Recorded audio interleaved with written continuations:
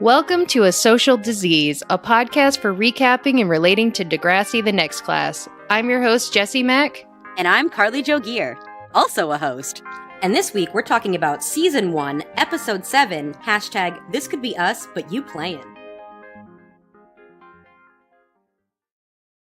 So this week we have, I'm not even going to say a special guest. Normally I say special, but he ain't all that in a bag of chips. It's my roommate, Emilio Velasco. Hi, everyone. Hi, Amelia. We low-key hate each other, but we're like whatever. siblings. Yeah. We love each other, but we don't like each other. Yeah. Yeah. That's what my mom used to say to my sister. That's what I always still say that to my sisters to this I love day. you, but I don't like you. Have you been watching Degrassi all along, or is this like your first? No, I watched up until the last episode I remember watching from like The Next Generation was when Paige hooked up with their roommate who might have had or who had HIV, and it like ended with her wondering if she got HIV. And I never found out if Paige got HIV. So that was the last episode I watched. Not on purpose. I was just like, it kind of like fell off my wagon at that point. But then me and Carly like binged all of Next Class. Okay. This past summer, right? Yeah, it was a while ago. We binged all of it, so I've seen all of the Next Class for sure. So we always start off by asking our guests who you were in high school versus who you are now. I mean, I was pretty similar to how I was in high school. Like, I've always had a lot of friends. Okay. You're the only one we've had so far. I've always been very social and like not like pretty much friends with I wasn't like best friends with everyone, but I was pretty friendly with everyone. Chill. I mean, I didn't. What kind of clubs and stuff? Theater, and then that was pretty much it. But then in senior year, I joined every like one that would look good on your college application. So I was in like student council. I was in National Honor Society since like 10th grade. Of course. I thought you did it for the photos in the yearbook. Well, that too. But I did like Business Professionals of America, which for no reason. I went to like one meeting, but I still got to go to the trip to Tulsa, so that was nice. fun. And then I did student council, and I was on the prom committee both years. Oh, I was too. Yeah. Oh my god. I was the only like main difference is like I was as May said on this episode, she called Miles a square, which I didn't know that people still use that as a well, she phrase. dresses like she's a 1950s housewife. She dresses, so. I have a lot of thoughts on the fashions, but yeah, she called him a square, and I'm like, so I guess technically I was a square. Like, I didn't really drink or party or anything in high school. You weren't addicted to pills? No, Weird. Unfortunately, yeah. So yeah, I was just wondering, is student council as intense, like in your experience, as it is on this show? Oh, like no. where they're constantly doing it? Like on this show, okay, there was like certain people, like my friends who were in student council, which is another reason I did. I was like, well, all my friends are in it, why not? But they definitely treated it a little bit more serious, but it was not like, we had like one meeting a week, and like really all we did was plan like the pep rallies and stuff. Right. And then we did like a fundraiser and things like that. So you didn't create a ton of clubs and plan No, everything like that we ever weren't in happens charge at of the school. anything. We were the only thing like that we were allowed to do was like decide the themes for homecoming week Right. and like plan the pep rallies. That's it. Nice. All right. Everything else was like, yeah, you don't get to start shit. Like, sorry. That's what I thought. But Like what? Like absolutely not. First of all, you needed a teacher sponsor for like any clubs. It's like you'd be like, basically, because Tristan is like, I'm acting principal. yeah, it's like throughout the entire wildest season. thing in the entire world. I'm like, how is he making all these financial decisions like for Well, the school? as Miles said when he originally won president, he was like, so do I get the school credit card? So apparently, Yeah, what? like Degrassi has a black card and they're just like maxing shit Excuse me. out. Can you imagine? Put it on the card. Right. Okay, so yeah, who are you now? How would you say you compare to high school? So yeah, pretty much the same since I was in high school. My personality hasn't really changed. Still pretty social. I drink now. That's really the only difference in general. So the jig is up. We invited you on this episode because you're gay. Yeah, you kind of just leaked that on accident. Sorry. And there's some gay things that happened. There in this are a lot of episode. gay things. So were you out in high school? No, I didn't come out till I was like 21 years old. Oh wow. But do you feel like people? I think you had said before, like people kind of knew. Oh, but, of like, it course. was- I think everybody knew, like, essentially. I mean, there were still girls that had crushes on me, which was bizarre. But Yeah. What? but I think it's because I would be like, I'm not gay. Da, da, da. So they're like, maybe there's a chance. right. I had crushes on many gay men when I was younger Oh yeah. that weren't out yet. I think that's a good sign. I usually like a lot of my friends who are like will say like, oh yeah, like they either had a gay boyfriend or they had crushes on gay dudes. Like a lot of them are like, Lance was my favorite in NSYNC. So I like think it's a good character trait in women to grow up having crushes on gay. But they usually end up being like the ones that I'm like become best friends with. So Meanwhile, I didn't have crushes on anybody that came out as gay later. I was just over here being like, "You're gay, come out. Yeah. What are you doing?" you were that person. Yeah, because I was too busy being like, "Ooh, who's a red flag? Ooh, Yeah, you're the ooh, one cute." forcing people out of the closet. Yeah, which is right. so good for Right. someone's I self-esteem. know, right? I'm like, well, I can't talk. If we were friends in high school, you've been like, you're fucking gay. I know, Just right? say it. I don't care. I would have said it just to get you off my back. Like, know. fine, okay, is that what you want to hear? Yes. So what? Yes, when you came out, you said 21. Like 21. It was like my senior year of college, like right before my senior year of college. So did you feel like do you feel like you identify with Zoe at all, where you were conflicted about maybe something? Actually, I didn't realize. I was like, oh, maybe we should have gotten a lesbian. But then I was like, but Emilio's also Hispanic, and so is Zoe. So I'm like, maybe their stories cross paths a little Zoe's bit more. Hispanic? Her last name is Rivas. Yeah, and she mentions in the last episode that her mom is a strict Roman Catholic. Oh, okay, that's Yeah. fair. Okay. So I'm a pale Mexican, but that's a pale whatever she is. But I was definitely conflicted about it for sure. It was definitely like not something I wanted to be. Like it was not like I didn't embrace it at all. It was more like I still like pretty much listen to the same things and watch the same things that I watch now. I wasn't like suppressing anything like that, but it was definitely something that I was like felt ashamed of, quote unquote. Well, not quote unquote, did feel ashamed about. But it wasn't like family based. I think it's just like I don't want to be this because it's gonna be like a nightmare to like. I just thought it would be like so scary to like be out Right. and about and things like that. You are a nightmare, though, so it's actually perfect. Yeah, it's actually It's working out for it's like you. yeah, when they say it's a choice, honey. Zoe's big thing is she's so concerned about her mom. Now again, I don't. This is up to you if you want to talk about this or not. But like, I know you've talked to me about how your mom reacted to you being gay versus how your dad reacted to you being gay, and it's kind of the opposite, I think, of how most parents react. Well, I mean, yeah. Well, I think my thing is like that was like a big thing since I mean, I grew up Roman Catholic. Well, even worse, Mexican Roman Catholic, which is like intense. But that was the religion didn't really play a part of it. I just kind of knew like we come from like not like a very like open-minded liberal family. I mean, definitely Democrats, but for sure like obviously not Republican because we're Mexican. It definitely like played a part in terms of like I don't think that my family is going to like be accepting of this. Like I don't think it's going to be an open arm like like a beautiful Love Simon moment. Like I didn't think it was going to be that. Oh God, that was so beautiful. Yeah, exactly. I think everyone comes out when they're supposed to come out. I don't think there's a set age or there's a set moment. I think it happens when it's supposed to happen for everyone. There's some people who don't come out till they're like have been married for years and have children and things like that. I don't think it's that person's fault because they were trying. It's not like they were lying to themselves. It's that they were trying to like suppress something that they knew was there. Right. It's not like they were trying. Well, maybe they were lying to themselves, but they weren't trying to lie to other people. Like they're not trying to be like. That's when like when I did come out, like.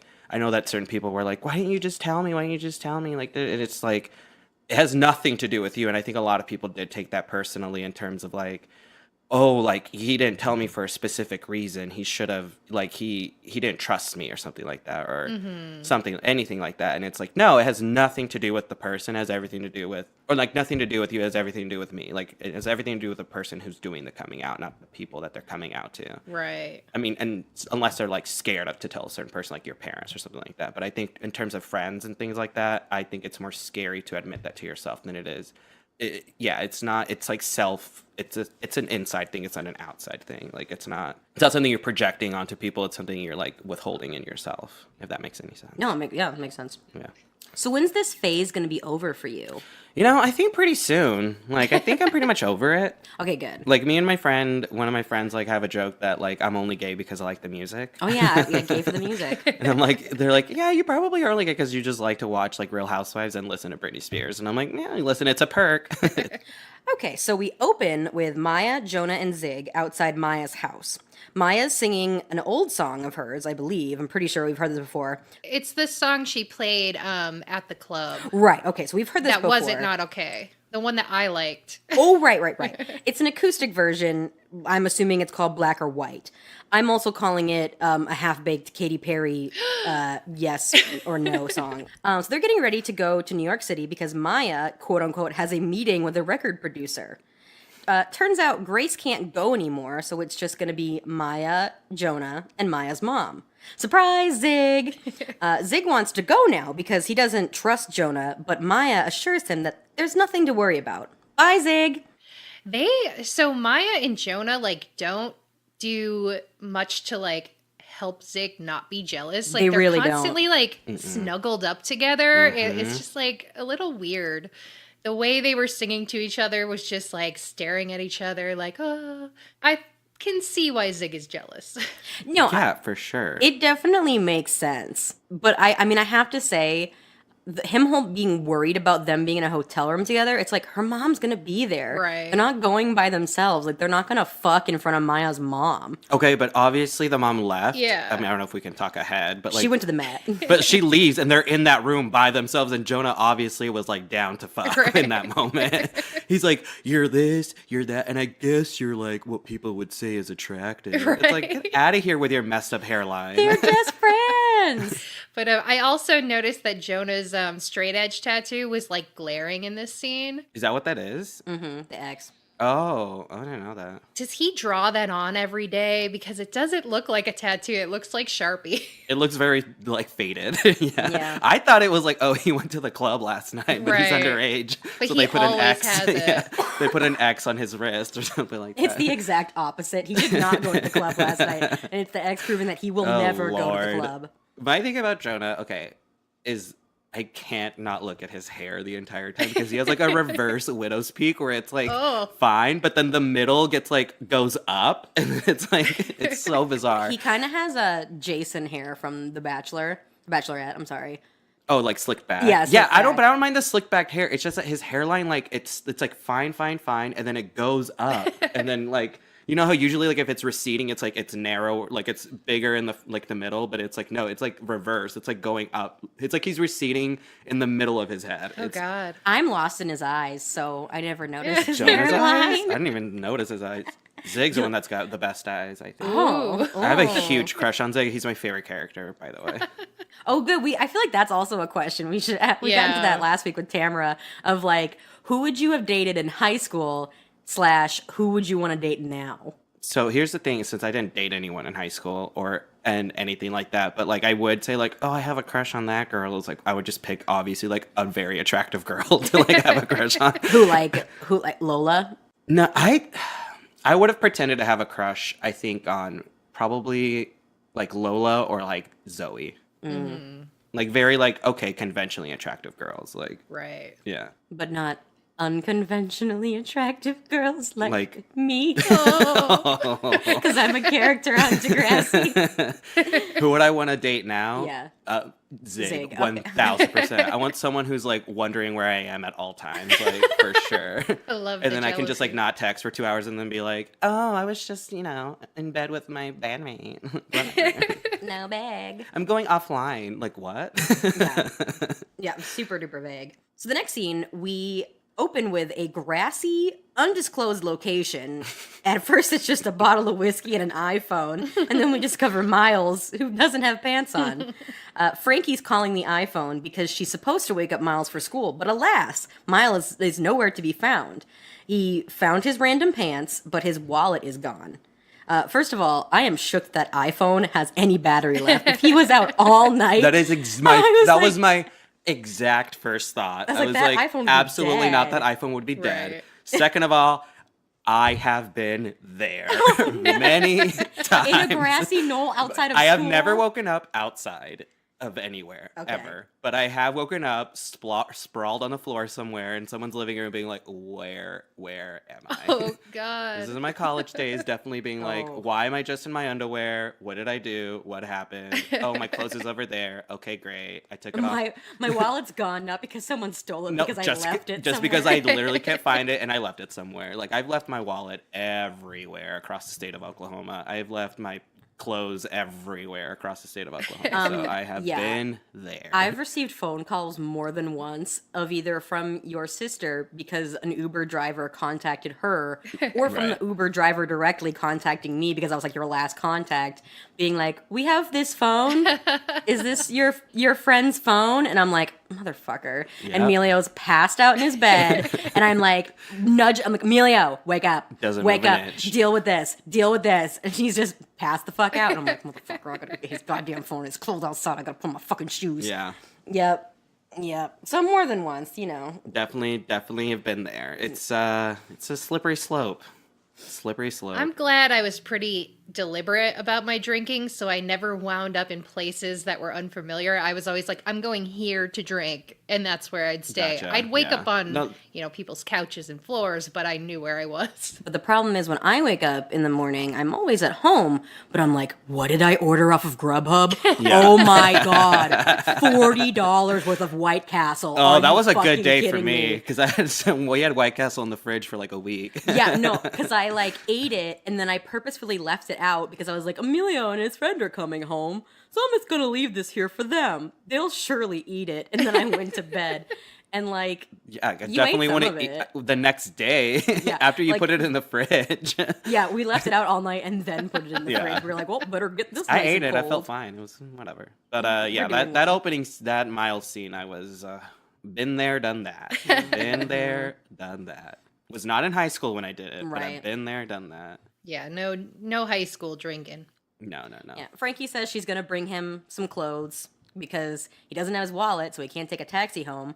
So Frankie saves the day. That felt very familiar of like my little sister every now and then when she has Oh, to yeah. pick me up when I go home. It hasn't happened in a while, but every now and then I'll be like, "Can you come get me?" She's like, "Where are you?" It's like, so it's very, that whole scene. I was like, "Yep, all of this is So real. so it went there for me Yeah. for sure." So next we're in the hallway with Tristan and Zoe. Tristan wants to know if Zoe and Grace are girlfriends or girlfriends, in italics, essentially. But Zoe says she won't know until Grace comes back from New York City. But surprise! Grace is in school. She was casually coughing up blood, so she couldn't go on the trip. Zoe apologizes for kissing Grace. What? That's my favorite. She's like, Oh, that was the wildest scene ever. what? She's like, what? I had to like rewind that 10 times. I was like, surely I missed a joke in here somewhere. What? That was wild. But Grace says, don't be sorry. Zig approaches, wanting them to be honest about their opinion of if he's hotter than Jonah. He But is. then he decides against He's it. definitely hotter He than is, Jonah, in my opinion. Way hotter than Look, Jonah. I'm torn. I would date both. Ugh, you would date a Jonah. Here's the thing. Also, in terms of fashion, Zig is the best dressed person on that show. 1,000%. Look, okay, I admit he looks really good in this episode. The black T-shirt and the jeans when he's throwing shit at Yes, he looked like Edward Cullen in Twilight. He looked did so look really good in that Also, in the scene. beginning, he had like that white T-shirt with the denim jacket like rolled up sleeves. He looked really good in that scene too. Listen, I noticed what everyone was wearing at any moment at any time. I know we didn't see Winston in this episode enough, Right. So I didn't get a good. He had a cute little T-shirt on when they He were always does. when Miles was. They definitely all dress like they have been on Queer Eye for the Straight Guy. Oh yeah, they all have like a French. Some of tuck. them, yeah, the Winston. dudes are definitely dressed better than the girls, that's for sure. but- Yeah. So Zoe asks Grace to watch a movie, which Grace turns into a Netflix and chill because her mom isn't home. Wink, wink. Luckily, Zoe loves Netflix. I screamed laughing at that. Did you even know that Netflix exists? Because I Wait, didn't what? until I watched Degrassi. I didn't know. That was the wildest. I was like, you guys promote it. You guys better promote. So they're like, please don't cancel us. We love Netflix. It Like- makes me laugh every time. Netflix. Like, they did it last. Then You, they Yeah. like say it like the audio gets so like crisp and clear when they say Netflix. They're like, and we're gonna watch Netflix and chill. I love Netflix. And they like basically look at the camera and like wink, essentially. Wink. Oh, also, yeah, I can't believe he had the nerve to be like, am I hotter than Jonah? And it's like, yeah, you are. It's like, Jonah's trash. Anyway. Also, you're asking two lesbians. How are they? I guess he doesn't know they're lesbians, so whatever. Look, they don't even know they're lesbians. That's true. Because Grace That's true. isn't. He's totally oblivious to the fact that they're lesbians. He has no fucking idea. Guys, Grace isn't a lesbian. That's also why I like Well. Zig, because he never has any clue I know. what is going on. It's the funniest. It's like, I've never seen someone, he plays it very well too. Like, I don't see like bad acting in it. Mm-hmm. So next, we're in New York City. There's cabs, Lady Liberty, the Empire State Building. Maya looking out a window like, woohoo! Maya is stressing over the little things like what to call this producer. But Jonah insists that all she has to do is wow him with her music because he's not going to care about anything else. Mm-hmm. They start to practice a mock interview with the producer, but Zig won't stop texting, much like my fucking group text where I'm like, shut up, I'm recording, stop. You should text him, I'm going offline. I know, right? I'm not taking Gotta this serious. focus. I'm not taking this podcast You're seriously. not taking it seriously, I'm honestly. like, the girls, I don't... So yes, Jonah tells Maya that she should go radio silent to focus on the meeting, and Maya agrees and texts Zig that she's going offline to focus. Very vague. So vague. Yeah, it's like you could have literally paused for 30 seconds and written a better crafted text message and this whole thing could have been avoided. Right. Literally just not even a full sentence, just like, hey, really focusing on this meeting right now. Love you, talk to you later. Right. That's it. I fucking hate Maya. I'm just gonna go ahead and say it. I was gonna say I fucking hate her. She's the most annoying person I've ever seen on TV of all time, I think. Wow. She annoys the shit out of me. And I was gonna say, as a person who's never been in a relationship, I'm calling you out. The text message you came up with was actually a much nicer, more well thought out text message to send to a loved one, right? Just like, than what hey, she did. because that's what even if it was just like a friend or something that's like trying to get in contact with me. Like sometimes when I'm at work, I'll like if it's like a group text, whatever. But if someone's like, hey, like I need to know this, I'll be like, hey, I'm busy at work. I'll text you in like 30 minutes or something like that, or whatever. Yeah, because I will say, Emilio, you check in a lot of places, and sometimes if I haven't heard from you, and I know you're not home, yeah. and Carly you haven't will checked literally in think that I'm anywhere, dead. I'm like, well, this is it. I've gotten texts from Carly where I'm literally walking home from the train to our apartment, like literally 5 minutes away from our apartment. She's like, so you haven't posted on social media all day, and we haven't really texted today. I just want to make sure you're okay. Like, I'm sure you're fine, but just checking in. And I'll literally be like, I'm gonna be. A part of me, when that shit happens, I'll be like, I'm just not gonna reply at all, and just show up home, like whatever. But I was like, I'm just gonna get back on the train, not come back till tomorrow. But morning you low-key know that I'm in my room, like writhing, panicking, taking my inhaler, yeah, losing because my I know your anxiety. mind. So I will be like a part of me always wants to be like, I should let her sweat it out because I think it's funny. But then I'm like, no, because she'll actually have like a heart attack. So I'm just gonna let her know. I'll be like, oh yeah, sorry, I was busy at work, but yeah, I'll be home in 5 minutes or something like that. Okay, great. Just making sure. Just making sure. But no, yeah, she annoys the shit out of me. And then, like, that little playful flirting shit that she's doing with Jonah, it's like, okay, you don't have to fucking throw a pillow at him, like, idiot. And he's also a little scumbag, being like, you're conventionally attractive. Right. Whatever, get out of here. Yeah, that's not the type of hyping up she needs. Talk about her music. That's what she's going there for. Yeah, exactly. Like, yeah. He was right. Like, yeah, you should be focused right now because you're kind of scatterbrained, like... It's like, and I'm just going to take it back to acting school in college. It's like when you have a big audition coming up or anything like that, interview, it's always control what you can control. And she was not controlling what she couldn't control, which is just how she's going to present herself. It's like you can't control what they're going to think of you. You can't control whether they're going to like what you're doing. She can't control whether they're going to like her music. What she can control is how she presents herself to them and how her music sounds. And she's not focusing on that. She's focusing on... What should I call him? Did I do this? Oh, I'm going offline. It's like, oh, Jonah, I'm going to throw a pillow at you. Mom, I can't go to the mat. I will say that Zig's being kind of a brat. Like, what he says to her is, too busy with that jerk. Like, come on. Yeah, he is Okay, being that a was little bratty. funny as fuck. It's funny, but, like, come on. Of course he's being a brat. Hey. But, like, honestly, all she should have said was, like, she's like, Jonah, or whatever. What's his name? Zig. Zig, I love you, but, like, I'm busy. Don't worry. Nothing's going to happen. I just got to really focus because, you know, I only got one shot at this. Boom. That's Meanwhile, Zig is over there ripping the sleeves off all his shirts. Okay, So excuse me. angry. His sleeves are not ripped off. All of his shirts come with no sleeves. Thank you, wardrobe. He bought his shirts with no sleeves. There's not a fray inside on that seam. That's true. Yeah. And if he did, then he ripped them off, and his mom stitched that seam right up to make it look like it's natural. I'm so much more authentic. All of my sleeves are cut off by me. Yeah. Oh, yeah, that's you. That's you. So now we're in English class with sexy, stylish teacher. Okay, I was going to say, actually, the best dressed person this whole episode was that teacher. That teacher is always the best dressed He's in every very episode. attractive. Mm-hmm. I was down. Can we call him Mr. Hot Sauce? Yes. Like Mrs. Hatsalakas. Hatsawakis. Oh my god. Yeah, you don't remember that? That's what we were referencing. Yeah, definitely call him Mr. Hot Sauce. Mr. Hot Sauce, the teacher. So he's asking the class what to be or not to be means in Hamlet, because that's the only question anyone ever asks about Shakespeare on TV. Mm-hmm. Miles is passed the fuck out, head on his desk, when sexy teacher tries to get him to answer his very important Hamlet question. Winston saves Miles by answering, but also trying to give Miles a little life lesson along the way. That was a really good scene, actually. Yeah. I, really loved that. He's looking right at Miles, saying, Hamlet is depressed, and he's trying to figure out if hurting himself is a way out. But it's not. It's not, Miles. Miles is my second favorite character, by the way. I like Miles a lot.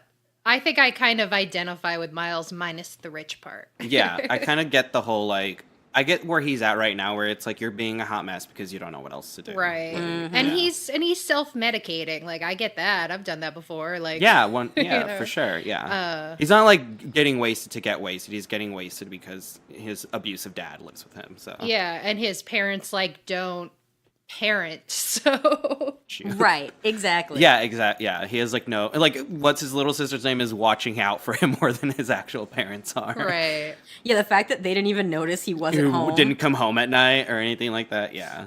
Anytime I watch shows like this where it's like the kids stay out all night or whatever, I'm like, Why didn't anybody notice? I never. If I go home now and I'm 29 years old and I'm staying at my mom's house, she's Right. like, when are you coming home? Or like in the morning, she'll text me like, you stayed at your friend's house, right? Just making sure. And I'm like, Right. how do you not like? You're not face down in a ditch, right? Yeah, it's like they couldn't even. I can't hide for like more than 30 minutes after like midnight without my mom being like, where are you? So Where are you're you? saying Where it's are like you? living with me? Yeah, exactly. Yeah. Well, at night we're on our own. You know That's that. true. I know we're all getting butt After wild at night. midnight, me and you like listen. We know. Yeah. We know. We don't ask questions. It's martial law. But if you haven't posted on social media Then you in were a then solid you were. day, then I'm like, what is Not even. I would say like 12 hours. Yeah, same though for me. I also wanted to say that again, that Hamlet quote's about suicide. It's not necessarily about self-harm. No, it's genuinely about Hamlin, suicide. Yeah. To be or not to be, Yeah. aka to exist or not to Yeah, exist. exactly. That is the question. This is me not having paid attention in English class. Like, oh shit, I never realized that. Yeah, Yeah. it's questioning if he should commit suicide or not. We've done some Shakespeare in our days. Yeah. Oh yeah. Oh yeah. No big. Yeah. Oh yeah. Oh yeah, okay. Yeah, I did this thing called not do my homework. Wow. Real bad. I was a big fan of that in Yeah. high school, actually. Oh, you kidding me? I did all my homework. In high school, I saw like academics as like a game, and I hate losing ever. And so think I it's was a like, I fucking wanted to game? win. So that's how I got to like top 6 in my class. But What? like, yeah, I was number 6 out of like 126.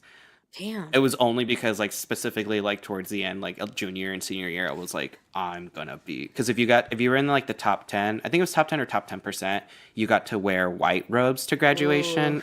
And everyone else wore maroon, and I was like, I'm gonna be in a motherfucking white robe if it's the last thing I do. And it was the last time I cared about grades. So Then Esme the enabler approaches him and says, "Don't worry, I took notes, but it's gonna cost you." So he should be fine. just keep Esme. going. Get through this because I have a lot of thoughts about Esme. Yeah. She starts asking him questions about the night before, but he doesn't remember what happened. And she's all like, well, we snuck into a club while showing him pictures. They wouldn't serve them because they're children. So he stole a bottle of whiskey.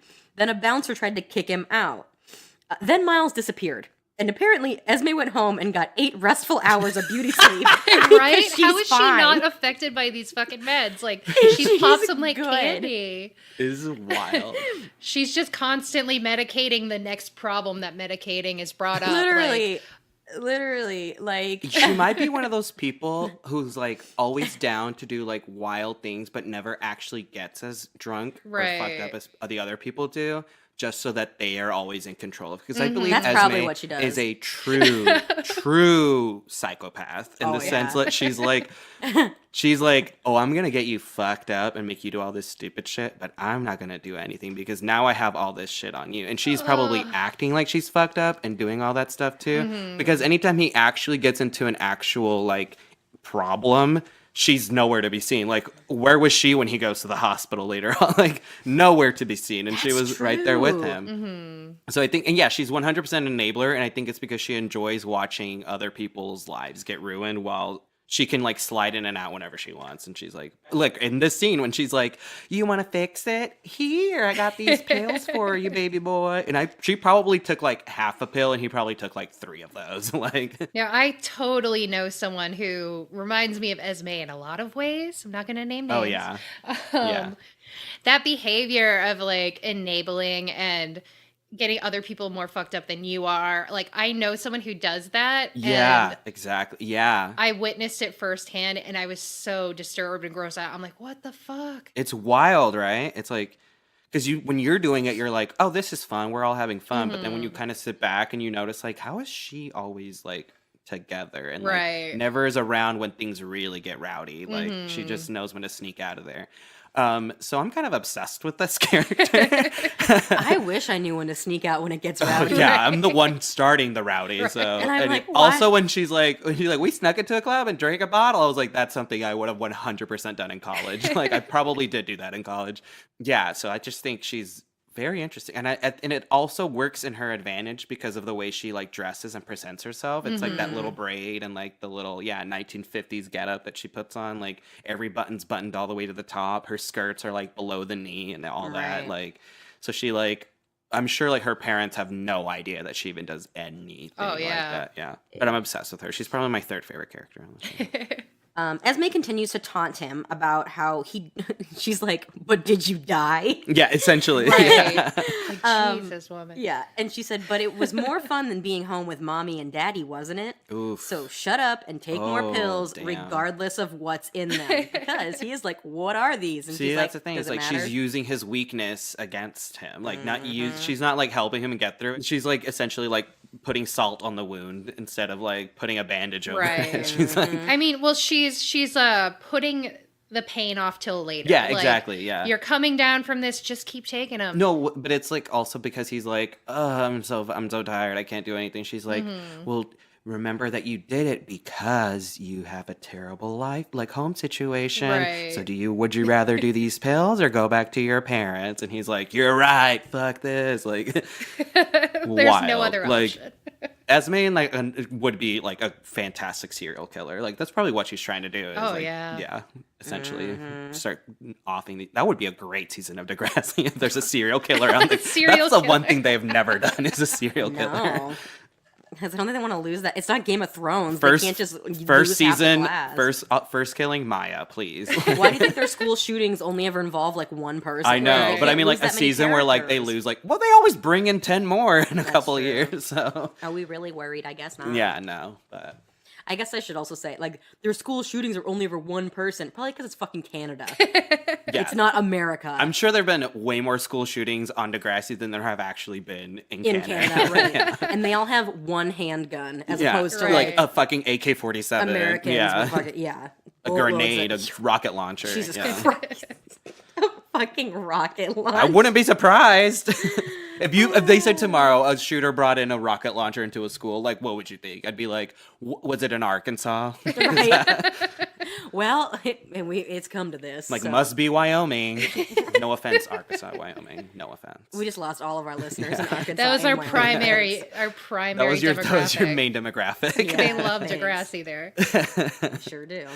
So next we're in the recording studio with Maya, Jonah, secretary, and Mr. Holland Jax, because they've said his first and last name. Mr. Jax Taylor. Thank you very much. Yeah. I couldn't. I was like, it's Jax. If those two worlds crossed, I would lose my mind. Oh my god. Oh my god. I know. I do kind of want. Does anybody on Vanderpump Rules love Degrassi? I hope so. I'm gonna find out. I'm gonna I bet tweet Stassi it, watched it. Oh, I bet she did. Yeah. It would have to be when it's like the younger people. I bet Sandoval watches. Currently. Sandoval, you think? You think he watches Next Class? Yeah. I think he watches all of it. I bet well, Brittany because they're did. like some of them are almost 40, so it would have been weird for them to They're watch. in our demographic. Like Stassi just turned. she's Yeah, 78. no, but like Sandoval and Jax are like 37 or 38. Yeah. Brittany, I think, would I probably think Brittany have would watched have. it. Well, I don't think they Oh, get yeah. Noggin in Kentucky, so maybe not. Maybe we can tweet at them and find out. Anyways, Yeah. Maya tells the secretary that she has a meeting with Mr. Jax, but the secretary says he's in a session with Pink all day. Maya Loved that shout out. Maya is all, he emailed me and said if I was ever in town, we should meet. And I said, I'll be there next Thursday. Girl, that is not how you make a meeting. I had a couple of questions about the timeline of the situation because it seems like, what time do you think that whole first car scene happened? Because I Googled it and it takes about 8 hours and 6 minutes to drive from Toronto to New York City. Oh my god. Oh, they drove there, right? Yeah, so like from the moment that that Zig was freaking out, they got to New York City. The mom's like, I have to get to the Met. They're like, we have a meeting this afternoon. What the fuck time is it? When did they leave? What time did they leave? What time did they leave on a leave? weekend or a Right? weekday? And are They they left- exhausted? She said she was going to be there next Thursday, so they make it all seem like this isn't a day. Unless So they must have left like that Tuesday. No, I think they left. They're implying that they left Thursday and got there Thursday. No, they couldn't have because They definitely couldn't Zig have. was wearing different clothes. Okay, so they This left. is why you pay attention to the clothes. Ah. Because when they leave, Zig is wearing that white shirt and denim jacket over that she looked Okay. really good in. And then the next time we see him, he's wearing a shirtless shirt. A shirtless shirt? Sorry. He was wearing a sleeveless You shirt. wish he was wearing a shirtless shirt. I wish he was wearing a shirt. He was wearing a sleeveless shirt, and they were when he was in school that day. When he's like, "Am I hotter than Jonah?" He was wearing a completely different outfit. Okay, that I accept. So they left on a Wednesday. They got there on a Right. Thursday. Okay, that makes a lot more I think sense. they got there like Wednesday, like evening, whatever, and then the next time we see them, it's Thursday morning. All right, that I'll accept because I was like, that's a long drive. Yeah. Anyways, I was willing to believe it until I Googled. Oh yeah, Maya also insists to the secretary that she's the girl that wrote "Not Okay." Hello. I'm the girl who wrote Not Okay. Okay, Let me you in. almost quoted the secretary directly, but that is a line that's stuck in my head. She said, "That's not how you make a meeting." I know. No, she said, "That is not how you make a meeting." You know that's not how you make a meeting, right? That's what. But she said meeting. She didn't say meeting. Girl. She said, that's not how you make a meeting, right?" Yeah, you dumbass. Get the So fuck these out of fucking here. white kids, fucking Canadians, get out of here. I'm the girl that wrote "Not Okay." Get the fuck Get out the of here. fuck out of here, not okay. Okay, all Are you right. My Chemical Romance? I don't think don't so. think so. So get out of here. Are you pink? Girl, you ain't even purple. Get the fuck out. You didn't write I'm not okay, which is a jam. So, anyways, the secretary, she for some reason makes a call to this producer, and he miraculously comes out and remembers who she was, and lets Maya know that he's in studio with Pink all day, but he can see her tomorrow if she's still around. And she's like, okay, great. Can't wait to play Not Okay for you. And he's like, I already heard that, bitch. Bring something new. She's like, well, what kind of sound would you like? And he's like, I don't give a fuck. Be you. Like, he's just like, get away from me, kid. Bring But he's something giving good. her, he literally is telling her exactly what to do. He's like, I don't care what song it is. It just needs to be something that you do. Yeah, exactly. And she just doesn't have the confidence to like choose the songs and be like, yes, this is what we're doing. Yeah. You know, yeah. she had that other song before Not Okay that they played like 6 times. But I also think the song, the Black or White song is not bad. It's just that the way they sang it or produced it or something. Because like when they were singing it acoustically at the beginning of the episode, I was like, oh, this is cute. This is fine. Like, But then they did it whatever. alternatively. But then they did it like, yeah, like it sounded like a Katy Perry song when they did it or something like that. And that's what he says later on when we'll get there. But yeah, it's just, yeah, it's like if they would have just done it acoustically, he probably would have been like, okay, I feel that, whatever. Right. All right. So next we are at Grace's house with Zoe and Grace, and we're on Grace's sweet goth princess bed. Oh my god, her bedroom is so good. I love her bedroom. I was like, this is exactly My what I thing wanted was it to look like, I was not that person. I had movie. No. See, that's the thing is like someone I pretended to have a crush on in high school was Jessica Alba. Again, like very conventionally attractive. Oh. And I had like a bunch of Jessica Alba movie posters, but it was mostly because I liked the movies, not necessarily. Not I was even like Britney Spears. I did or- have a Britney Spears poster when I was in like elementary school, but when we moved, it got torn when I was like in 5th or 6th grade. But I did have I one at one point did, but then like I started putting up like my room kind of looked like that, but it was like a lot of pictures that I took out of magazines of the cast of OC, and no one knew. and like weird movie posters, but like Right. shit like that, like pictures of pictures of the cast of Laguna Beach and like Kristen Cavallari and things like that. But like it was pictures of her in like Rolling Stone when she was like half naked, so I think everyone was just like, oh okay, like it's good. And I'm like, see, this pleases you and it pleases me. Because I'm like, I genuinely love this woman, but I do not beat off to these posters. I can deal with that naked bitch. Yeah, exactly. To know that I Yeah, like her yeah, personality. Yeah. Yeah, I had like, well, in junior high, I bet my your room was covered in No, Hanson. your room was Oh, yeah. covered in shit. Hanson, top to Really? bottom. And I Oh, bet yeah. yours was covered in posters too, yeah. Oh yeah. In high school, it was like emo punk bands, Yeah. like action movies, Yeah, like yeah. Reservoir Dog posters, stuff like But that. mine never looked that cool, and every time I see like TV shows when it looks like that, it's obviously like they're going for an aesthetic. And I'm like, Right. I love that aesthetic. It's so good. Oh no, I was all about that aesthetic for sure. It's so good. You were all about the cloud blanket. Oh my god, and my I love no, I was Did you actually have a cloud ceiling I too? did have a cloud Yeah. ceiling. I was showing You were always trying to get high. I know. I was showing the gals some pictures that I had taken when I was younger in my old bedroom, and just so they could see, like, it wasn't of the walls, but it was like me, but you could see all the walls, and they were like, "Wow, that is a lot going on." I'm like, "Yeah, oh yeah, a lot going on." And I'm proud of it. Listen, that's some work you could put in to do all that. It's yeah. true. I know Very that- careful planning that it takes. to They're do like, that. "Are those Veggie Tales?" And I was like, "They sure are." You like what you like. I like silly songs with Larry. I didn't like the Jesus undertones, or really not even undertones. The whole fucking plot of VeggieTales is Jesus. But I was Yes. like, Yeah, I'm like, nah, it's not even undertones. What are miss you me with that talking God about? shit. Let me get that silly song with Larry. This Oh, shit is God. lit. Oh, I miss Junior Asparagus. He was my favorite. That's what I'm saying. I never fucked with VeggieTales. I could, if you like to talk to tomatoes, if squash can make you smile, I think that's what. All right, let's get this back to where it needs to. So, anyways, they're about to Netflix and chill. They're awkwardly trying to pick something to watch while also low key wanting to hook up.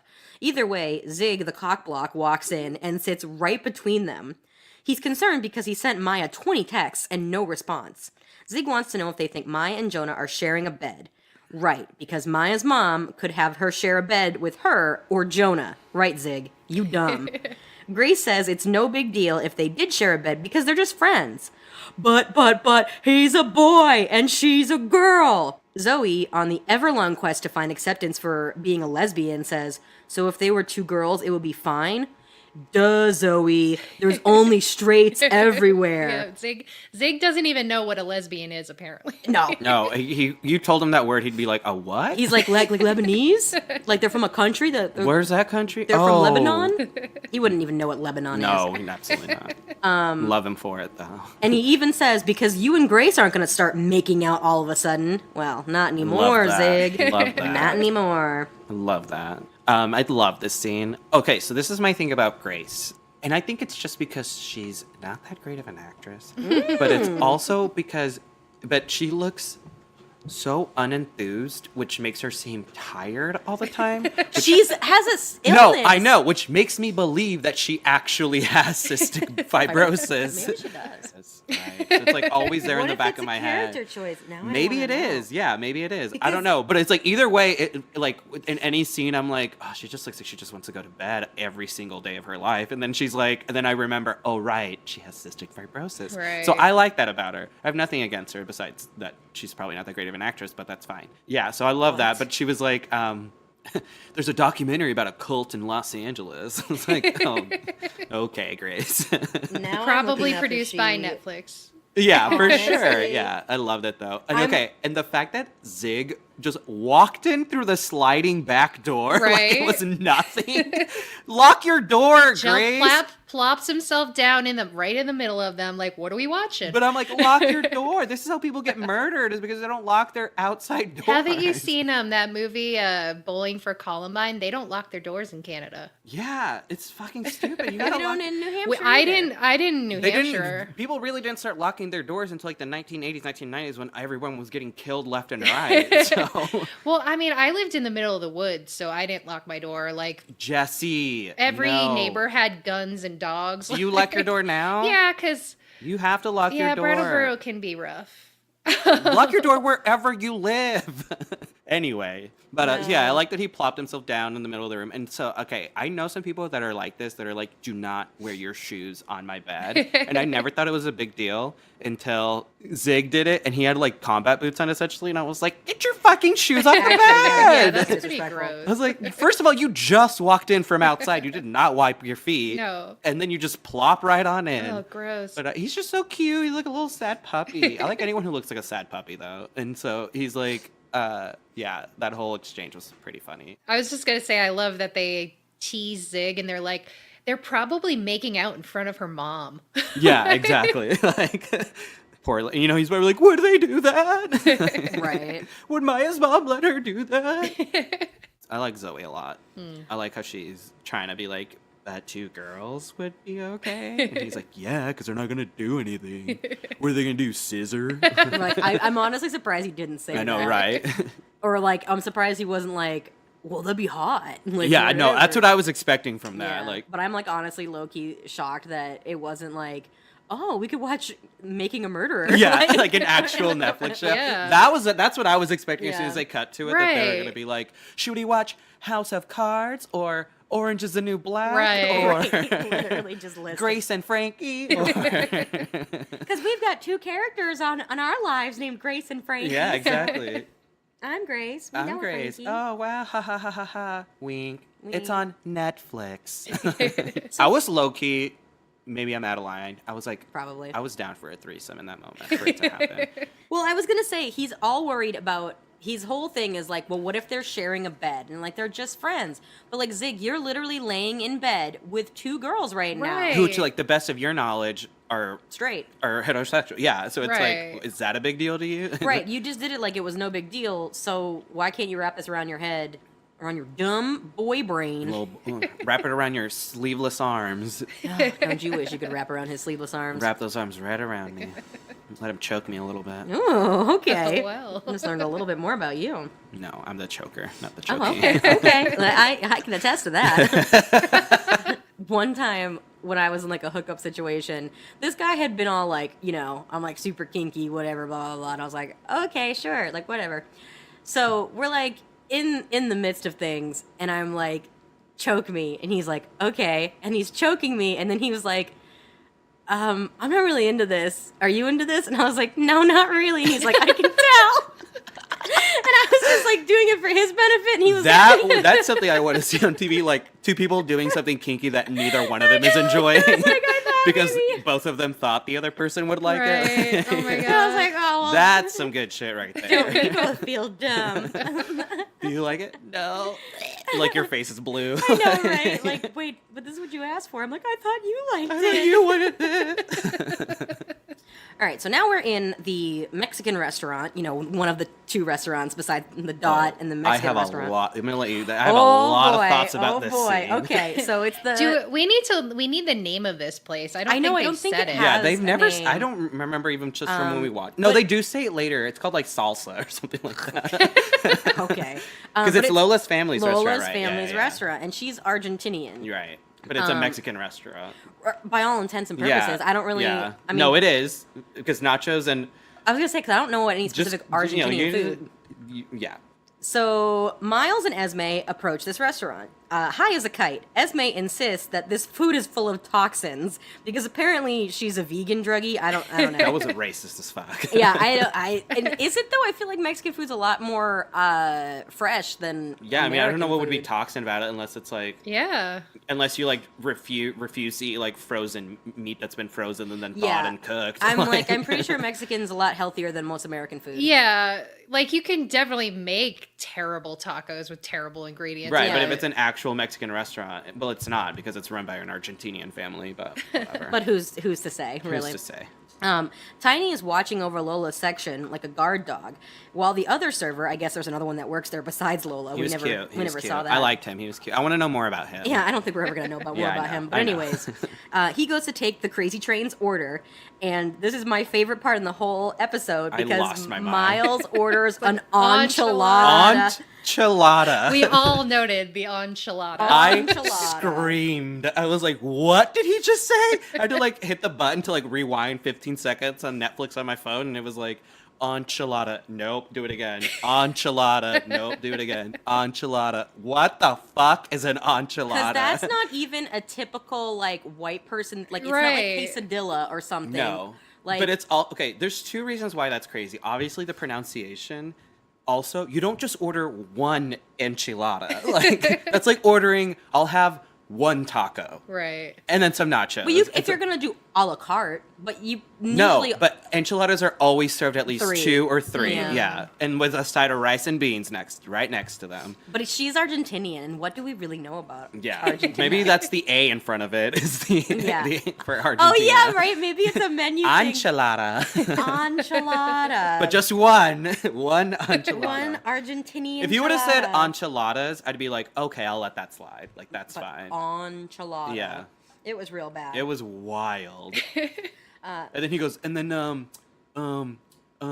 nachos. Yeah, I need some nachos. Oh yeah, nacho. Let's get this party Nachos. started. Also, like when you're hooked on pills, you're not hungry. I was going to say. I don't- Yeah.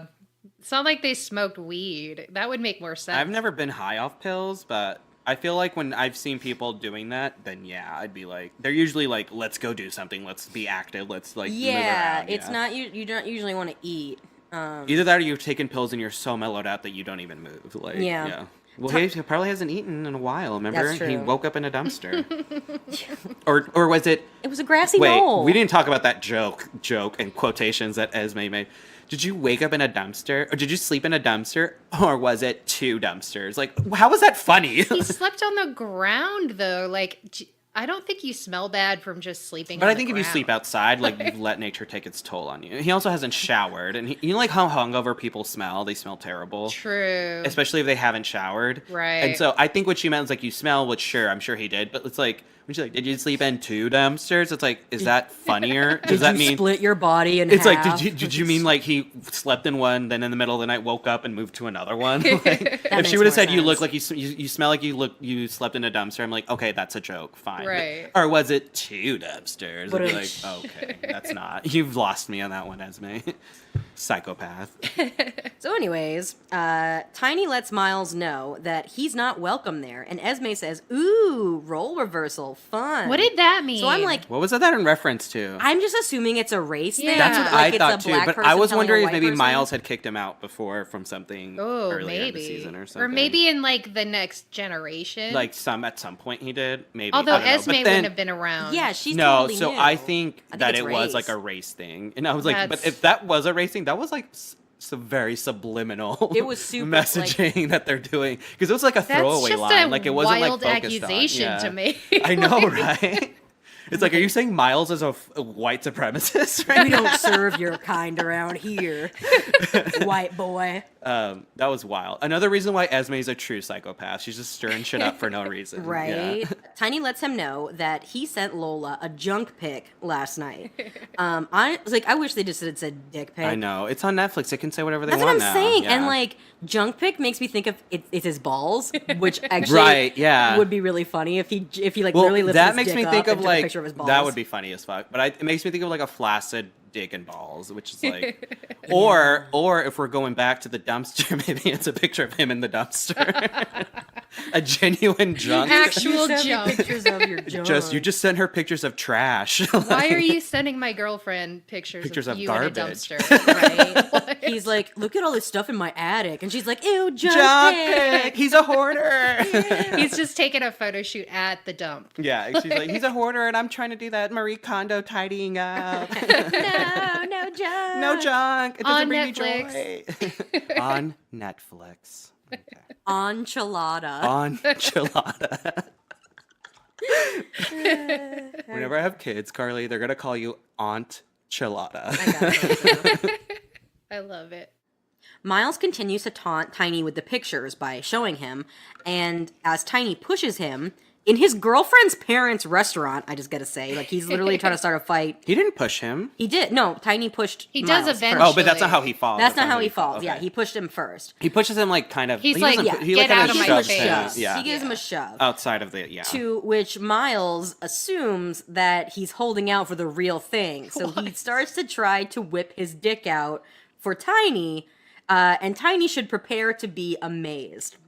Now, again, I wish I could say that Tiny pushed Miles and that's what made him fall down. But no, he's just trying to take his dick out and he like stumbled into a planter and then hit the ground fucking hard. He's so lucky he stumbled into that planter because he could have Yeah. gone to jail. for whipping his dick Right? out. Yeah, He'd be did they do registered sex offenders in Canada? Because he would have to register for as a sex offender. But he's not 18. So I don't know.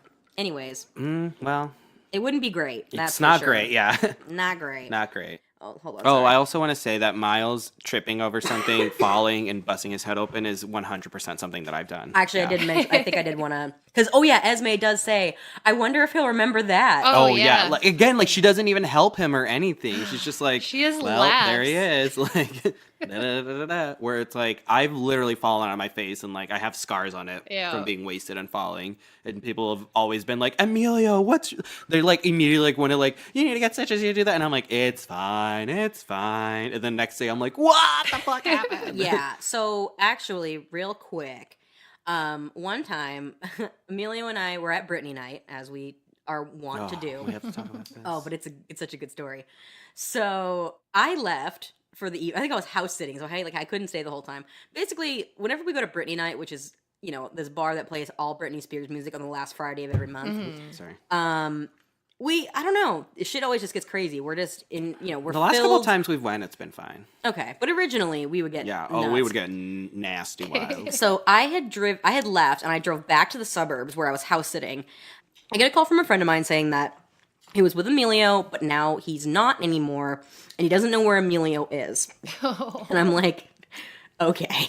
Carly, in her, white horse, aka her silver Honda Insight, drives back to Chicago, and you were walking distance from your old apartment. Yeah. And so I was like, he's somewhere in the area. Like, he probably went home. And I knew that Emilio had lost his house keys.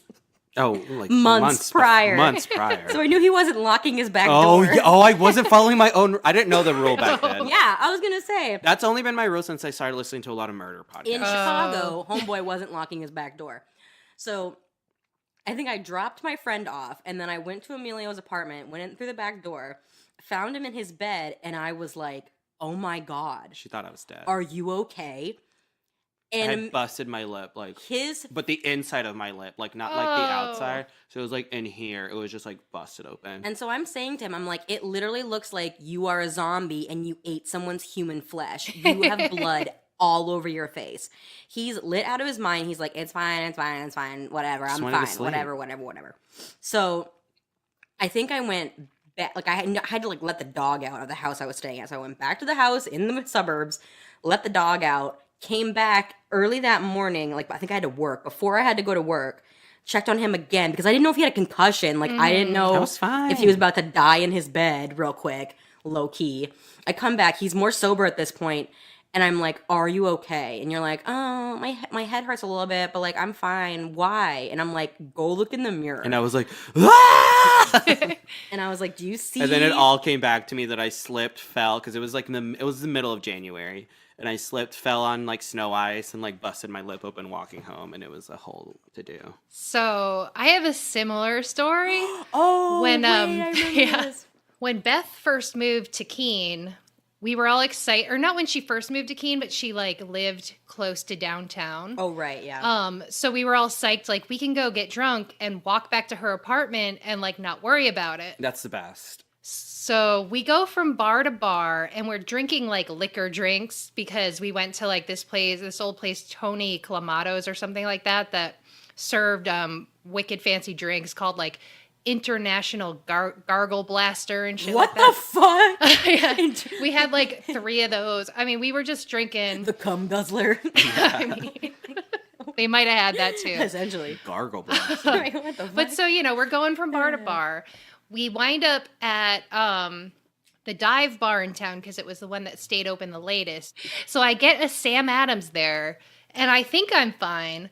But then we start to walk home, and I just am no longer fine. All the alcohol kicks in, and I'm wearing heels, which I never used to wear. I still don't wear them because I can't really walk in them. And I'm walking, and all of a sudden, apparently I just slow motion fall directly onto my face. And Beth and Alyssa are watching, and they're just like thinking I'm jokingly falling on the ground. They're probably wasted, but it's too. real. And I just smashed my face, got a huge gash across my cheek. Oh, no. Like chipped my tooth. It was such a nightmare. I go back to Beth's house. I'm about to like puke. So instead of bringing me to the toilet, she's drunk too, so she brings a bucket over for me to puke in. True hoarder. Goes in the bathroom, bypasses the toilet entirely and dumps it down the sink. God. It was so nasty. We're both a mess. She threw me in the shower like it was a mess. I wake up the next day just like, go into the bathroom, see my face, and like lose my mind. Who wound up being okay? So we're back in Grace's goth princess bed. Zoe, Zig, and Grace are all snuggled up. Weird, like again, Zig can totally be in bed with 2 girls. Very and comfortable. they're just Eating friends. popcorn. Yes. Grace and Zoe are eating popcorn out of Zig's lap, and they're making eyes at each other as their hands touch. See, Classic. I thought for a second he maybe put his dick in it. I honestly thought the same thing. Literally, if Zig was single, he probably would have done that. That's when I was like, oh, they're gonna have a threesome right now. I put this dick in the popcorn. Yeah, no, I thought that too, actually, weirdly. But Mom is home now, which means the party's over for heteronormativity. But Zoe, it's cool. You can sleep over. Okay, so I gotta know, how did Zoe clear the sleepover with her mom? She probably just called her. Yeah. And said, And I'm said- staying at my friend's house. So you don't think that her mom wasn't like, you're not staying at that lesbian's house? Oh, yeah. I wonder where she told her mom she was. She probably lied then. Yeah, she had to have, yeah. She's like, I'm sleeping over Zig's. Okay. I also really like, yeah, exactly. She's like, I'm sleeping in a church. She could be like, I'm sleeping at Tristan's house. Tristan is her fucking best friend. Yeah. Her mom's never met Tristan, who's gay. Right. But there's the thing, there's a lot of parents who are like, yeah. they're okay with it as long as it's not their Their child. Mm-hmm. Yeah, True. yeah. There's a lot of people that are like, not just Catholics, just like in every community. There's that Right. kind of Yeah. parent who's like, we'll watch Queer Eye and we'll watch, whatever and think, oh, this is Will and Grace is such a funny show. But then like if their kid came out, they'd be like, no, God, no. But what about grandchildren? Yeah, exactly. Bitch, there are other ways you can have grandchildren. Yeah. But I also like that Grace's mom came home and just said, like, burst in the door like nothing. Mom's home, party's over. Because they were literally just sitting there. It was her mom like, yeah, you can have friends over, but as soon as I'm home, they're getting the fuck out I of know, here. Wouldn't it be right? reversed? Wouldn't it be Right. like, you can only have friends over when I'm home? But like low-key no, because Zoe was like, my mom won't be home, so I can have friends yeah, over. exactly. Or, sorry, Grace said that. Yeah. It was But very the mom's bizarre. like, you want to sleep over?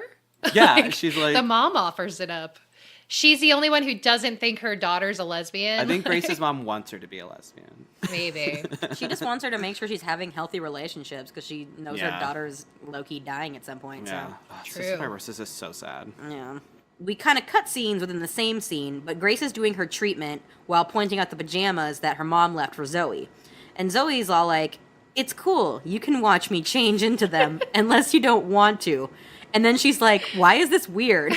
Because you're telling her to watch you undress, you freak. Yeah, that was an awkward thing. I love that. I was dying laughing so so much. Because it would have been a power move to just change into the Right. pajamas. Right, but you have to remember that they're still in high baby school. lesbians, Yeah, they're not yeah. like in college or even like know. like I that's like a still- move that you do when you're comfortable in your sexuality. I gotta say, because like I'll sleep with a guy, a one night stand or whatever, and the next morning I'm getting ready for work, and like sometimes dudes will be like, do you want me to like turn around? And I'm like, we had sex last night. Yeah, Like exactly. this is a moot point at this point. I don't give a fuck if you I don't give a watch. fuck what you see. You already saw me You naked. already saw me, yeah. So like whatever.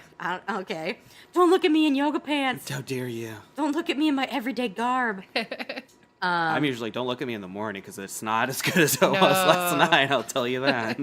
I know. I'm more okay with them seeing me the next morning in like my babysitter outfit as opposed to like when dudes are like, can you hang out right now? And I'm like, I'm just leaving work. I'm not in a date outfit. And they're like, it's fine. And I'm like, no, I don't want to go out in this outfit. Like, it's fine if you see me the next morning, but I'm like, no, I don't want to go out like this. Yeah. Right. Well, because the next morning it's like, this is what you, baby, this is what you came for. Exactly. So besides that awkward exchange of whether she should or shouldn't watch Zoe undress, It was really cute. Grace assures her that it's only weird because they're friends, and she wants it to stay that way no matter what happens. Yeah. Zoe asks Grace if she wants something to happen, and then Grace admits that she's never felt so close to anyone, and she's just worried that it'll mess something up. Zoe insists that it won't, and she won't let it. Then Zoe lets out her big lesbian crush on Grace, and they start making out. That was a cute scene. And she's like, let's not wear the pajamas. Yeah, I loved that. Oh my god, that was my third favorite line besides enchilada. There's one that Maya says later on, and this one is my third favorite, where she's like, let's forget about the pajamas. I was like, yes! Arriba! I just wish Grace's mom would have walked in right there and be like, all right, you girls have a good night, while they're like making out. Like, She's just like, just as I planned. she's like, you guys want a condom? She's like, I just want to make sure you do it in the house. Right. I'm a cool mom. I have some essential oils for you. I'm gonna light some candles, make sure you guys get real comfortable. All right, so now we are in the hospital with Miles. He has a minor concussion. And a heart rate of 69. Yes, I saw that too. Thank you, Jesse. Okay, I did not notice 69. that. It's like Yes. 9 over 420. Okay. Yeah. I didn't notice that, but okay. Yeah, they like it's the first shot you see. It as really soon as yeah. All right, you fucking sickos. It sets the scene. Anytime I see 69 anywhere, I'm like, yeah. I'm Nice. such a dork about that stuff. Oh, my phone battery. God. Anytime my phone battery's at 69, I'm like, y'all, guess what battery percentage I'm at? Everyone at this point is like, is it 69? I'm like, yeah. No, I did. I definitely posted a picture of our thermostat once when it was like. Yes, you did. 69, and I was like, hey, nice. Nice. So besides you two sickos, he's got a minor concussion, but they won't let him leave without being signed out by an adult, because duh. He insists that his parents are at a fancy benefit and they're very hard to reach. Cue his mom entering, who definitely was not at a fancy benefit. Thank you She's wearing so much. street garb and she was wearing ponytail. a fucking sweater and capris. Yeah. Like, what fancy benefit was this? A picnic? Like, Lies, Miles, lies. her hair was not done. So the No. doctor says that his head is fine, but his blood work gave him some concerns. Mm-hmm. So we'll have to talk to the mom in the hallway. No, he said, let's go find a room to talk. That doctor was kind of hot. I'm just going to put that out there. I mean, that's why he gave Miles a blood pressure of 69, because Yeah. Miles, he plays for all teams. Yeah, he True. does. So he was all like, Also, yeah, the doctor. nurse who was putting the bandage on Miles' head, like pats him on the shoulder and then like walks away. And I was like, and you only saw the back of him, but I could tell that nurse was hot because it was a guy. And then the doctor walked in, he was hot too. And I bet Miles was being very conflicted in that moment. Also, when you have a concussion, no matter how slight, I'm pretty sure they monitor you for a while Right. because like they want to make sure that it's not any worse than it seems. Yeah. And they don't let you fall asleep. It's like they monitor you like without letting you sleep for like hours on end to make sure that you're okay. But it's Canada, and they got free healthcare, so they got other patients to see. That's true. They probably got like a full ass emergency room with a lot of people that are like, I got a cat on my face. Like, why not? Why It's not? free. Yeah. It was, yeah. And he's like, you have it's just a mild concussion. And it's like, are you a mild concussion? You get 3 concussions in the NFL, you can't play anymore. Like, All All right, so we're back in class. That same like rando computer class that they all take. With Zoe and Grace, and Zoe comes in and goes straight for asking if Grace thinks her mom will let them have another sleepover tonight. Zoe is down. Like, yeah, she came on real strong. Yes. Grace acts a little put off, while Zoe is like, right, keep it on the DL, sexy. Oh, Love poor that. Zoe. She's like, no, she said, oh, let's keep it secret. That's sexy. Yeah, Yes. secrets are sexy. Secrets are sexy. Grace gives a few vague answers, but then says that they can't work because she's not gay. But she tried to be gay for Zoe because they're best friends. Oh. That was heartbreaking, honestly. I mean, I try to be gay for my best friends, truly, but You try to act like a gay man for your I best friend. am a gay man. That was like genuinely so sad. Yeah. It If was. Grace meant to, because I don't remember if she means it or not. If that is the case, like, that is so heartbreaking. It's like, I want to like you that way, but I can't. I just can't, Like, yeah, I just Because, like, don't. that happens in straight, Yeah. like, heterosexual things where it's like, you have someone that, like, who's, like, your best friend and, like, it makes sense, but you just don't feel that attraction. Or Have that, you ever like, had a crush on a straight guy? like, a genuine, like, oh my God, Yeah. like, I would love. No. Besides, like, Nick Jonas. No, I mean, like, besides, like, celebrities that I'm like, oh, yeah, I love you. But, like, in real life, no. I've never been like, I would marry you or something like that to anyone. Like, I want to be in a relationship Right. with you. Yeah. Have you ever like gotten your signals crossed though? Like they kind like You weren't sure. you thought someone was gay and they weren't. Yeah, this is the thing is that, like, us straight people, we think we've got good gaydar, but we really don't. You really don't. The gay None of community you has do. much better None gaydar. of you do. Really, none of you do. None. I'm pretty much, you're nothing until you tell me what you are. I think that's how we should all be. I think, Right. yeah. I mean, it's fun to be like, I think that person's gay, but like, it's also that's none of your business. So yeah, Yeah. So it's like it's okay if you're talking about it with like your It's friends. true. If you, like yeah, when I'm like at brunch with like only other gay dudes and like one random girl, usually it's like a Carly or something. But like we'll be like, oh, like the waiter's cute. Like, do you think he's straight? Da, da, da, da, da. Yeah. If anything, I'll be like, what's your preference? Like, whatever. And then they'll be like, oh, I'm straight, or like, oh, I'm whatever, whatever's. And I'm like, okay, cool. So like, whatever. It's like, I just like want to make sure, because I'm like, if I'm gonna wingman this shit, I gotta know what I'm wingmanning for. One time, I got put in a real weird situation because a friend of mine confided in me that he was bisexual, and there was a lot of like question in the community, like, is he gay? Is he gay? And people would ask me, and I knew the truth, but I couldn't tell anybody. And I'm just like, I never had any idea how to field that question. I was always like, I think he's straight. Yeah. Like, Right. I don't know. But good on you Like, for... A lot of my friends, because most of my friends in college were girls, 7 or 8, like really, really good. Like I still hang out with them when I see them. Like they're still like some of my best friends I've ever met. When we'd be in situations where like you weren't there and like, other gay dudes or somebody would be like, okay, so Emilio's gay, right? So like he's right. He just hasn't said it yet, right? And they'd just be like, they're like, we're not going to tell you. Like, even if he's told us, like, that's not something that we're going to tell you. Right. Like, that's like if he hasn't told you anything, like, because I hadn't come out to them either. So they were like, and so they told me, like, even if we think you're gay, you don't have to say it if you don't want to say it. Right. Like, and they're like, and we're not going to be there and saying, like, well, yeah, we think he's gay, but he's never said anything to us either. They're just like, don't talk about him if he's Right. not here to, like, talk about himself. Like, that's like essentially like talking about somebody without them being there Yeah. to defend themselves. So it's like, Right. if he hasn't come out, he hasn't come out, and that's on him. Like, don't worry about it. It's none of your business, essentially. Like, When people ask me about you now, I'm like, gay? He gay. When they tell me about you, I'm like, she's straight until she's not. Until she drunk, and then she goes, oh, I might be gay. be gay. Yeah. Oh, yes. Oh, we always joke. Drunk Carly is bisexual. Oh, well.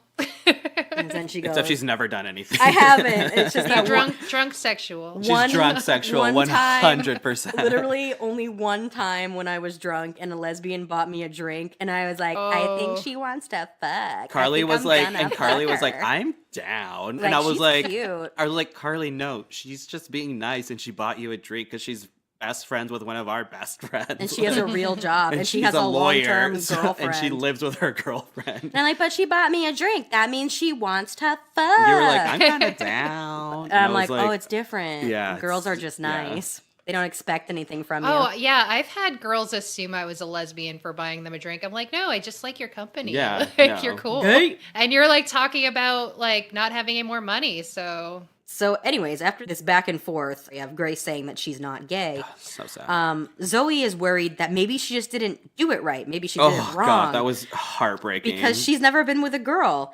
And I'm kind of wondering, I wonder what it is that they did that she's, worried that she did it wrong. I mean, they probably don't- went down on each other. Probably. Or Zoe went down on Grace at least. Yeah, that's what I would assume. Yeah. yeah. And she wants to know what part Grace didn't like. And Grace admits that she didn't like any of it. Oh. And Zoe, like everyone else who thinks Grace is a huge lesbian, wants to know what guy she has ever liked.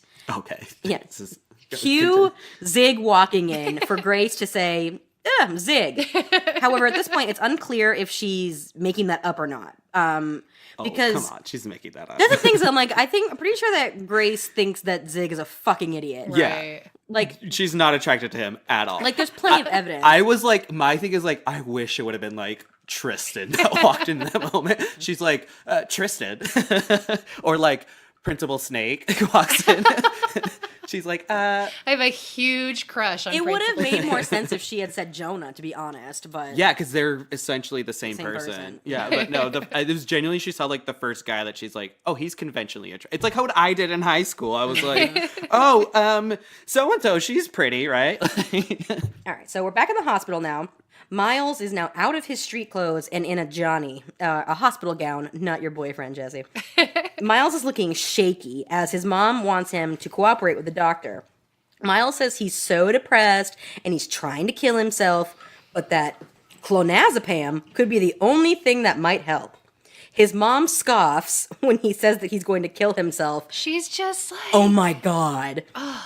that reaction was so bad. Yeah, she really downplays this. The doctor reveals that what was in his system when he came in was benzos, sleeping pills, alcohol, MDMA, and horse tranquilizer. Ding, ding, ding. I like how they call it on TV. They call it horse tranquilizer. They don't call it by its real name. What is it? Ketamine. That's what ketamine is? Yeah, I'm pretty I positive. didn't know that. I might have to cut it if I'm wrong. Well, What's- you're the one in New England, so you're What the are one who's gonna know. benzos? I didn't know what benzos were. Yeah, benzos I'm like- are like downers.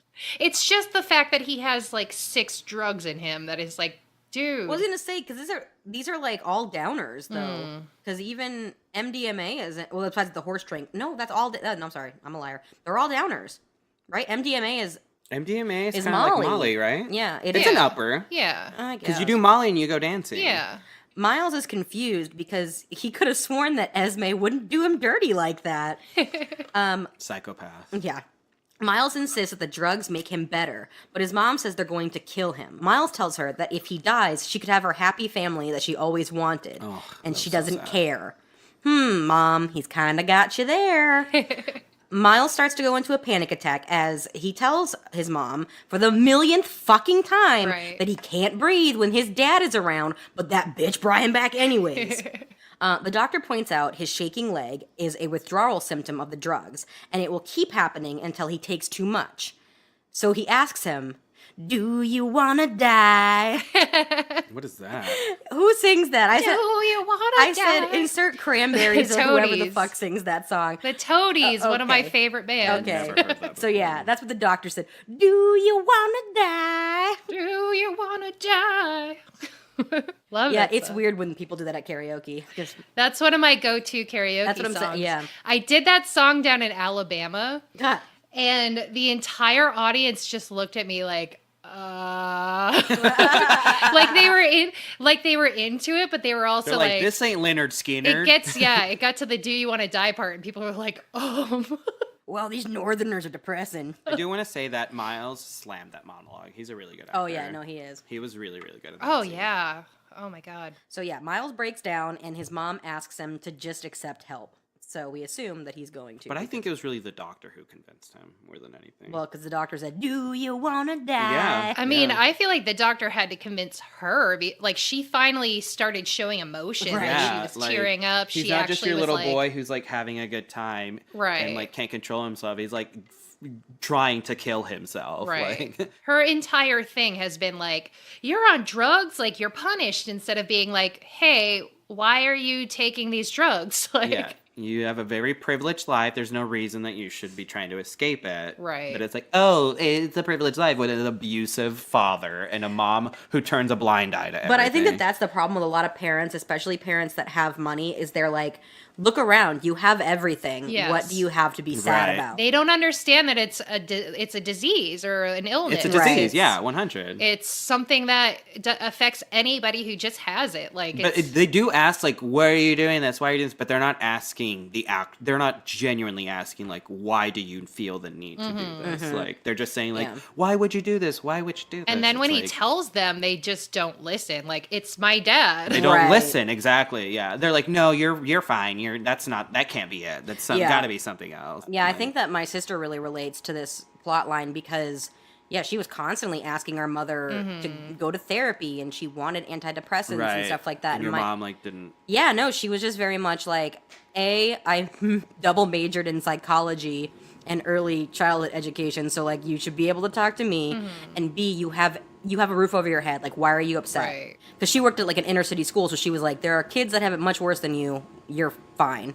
I did want to talk a little bit about like self-medication and stuff like that. Because I've definitely been like self-medicated. I didn't have health insurance for most of my adult life. Yeah. And I have bipolar disorder, anxiety, stuff like that. Yeah. And alcohol and weed, like those are ways to treat it when you can't go to the doctor, when you can't afford medication or health insurance and stuff like that. But it's a situation that it just snowballs on you because you need more and more of these Right. medications. And you also like you feel sick, so you need to go drink again or use drugs again. Yeah. Because you get Withdrawals those a little withdrawals. bit, yeah. And it's just like, and one of the funny things, I think we were talking about your brother, Carly, how he self-medicates with alcohol. Right. And weed. And he's like, I don't want to take medicine. There are side effects. And it's like, there are side effects to alcohol. Right, yeah. To alcohol too. Yeah, he was always very hung up on he didn't want drugs because he was like, whoa, I don't want weird things in my body. And like, It's they're like, addictive. what? It's like, well, no, alcohol's Not addictive. really. Like, Antidepressants are not addictive. it's like, that's like calling insulin addictive. right. Like, yeah. You need it. Yeah, that's very true. Like, I sometimes feel that way. I'm like, am I drinking because I want to like have a good time or I'm relaxing, or am I drinking because I'm upset about something Right. and I don't want to think about it? Are you upset about being on this podcast? Yeah, that's why I'm downing this wine. Same. No, but like I definitely towards the end of last year there was a lot more of me drinking because it's like I don't want to think about what's going on in my actual life. I want to think about having fun and da da da, which is like innocent to an extent when it's not innocent anymore. And then Yeah. your real life problems come out when you're drinking Yes. or Right. drugged out or Yes. whatever. And I think it's also and I think in his case it's especially like his wasn't just alcohol, it's like the pills and everything. It's like they're not pills any human being should be taking. Like even if he Right. was taking painkiller, like actual pain, like Vicodin or something, which I've known people who've gotten addicted to that and things like that. It's like that's still like you're medicating yourself because it makes you feel better, but that's not been prescribed to you. So it's like I'm sure it's helping in a certain degree, but it's It seems more like just pushing the problem down. yeah, exactly. That's yeah. what it, and then explode it. Like I've done that before. Like if I drink when I'm feeling like crap and then I'm like, I just want to forget this. I'm going to drink.